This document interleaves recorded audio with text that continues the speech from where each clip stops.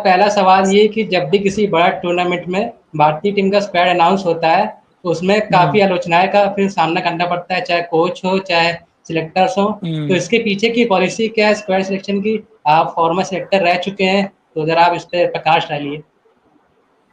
तो हमारे वक्त में भी सिलेक्शन के बाद आलोचनाएं होती थी, अभी भी हो रही हैं, और जब तक क्रिकेट रहेगा भारत में उसमें आलोचना होती रहेगी। मेरे पहले भी जो सिलेक्टर्स थे उनकी भी आलोचना होती थी।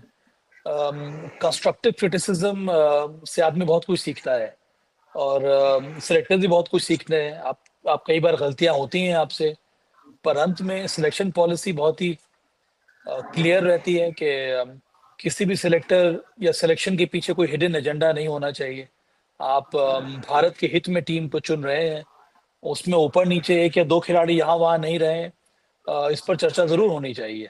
पर अंत में जब आपने टीम चुनी है 15 की, वो सभी जो 5 सिलेक्टर्स रहते हैं उन्होंने अपने बहुत ध्यान लगाकर उन्होंने चुना है।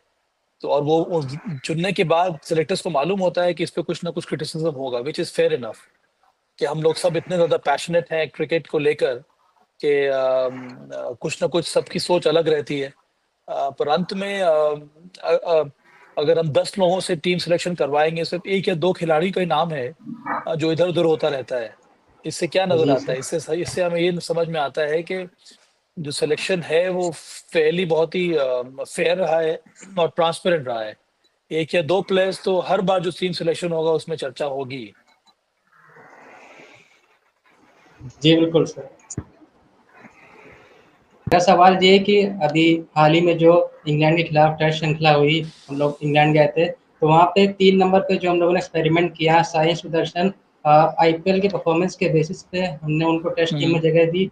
और हम्म। साथ ही में करुण नायर, जिन्होंने खासा अपना प्रदर्शन किया, यानी स्ट्रगल किया उन्होंने, एक ही हम्म। अर्धशतक आया था उनका और उनको 4 मुकाबले खेलने को मिले। तो क्या सर, अगर आप सिलेक्टर होते, तो क्या 3 नंबर के लिए आप इन दोनों को पिकअप करते या कोई और खिलाड़ी?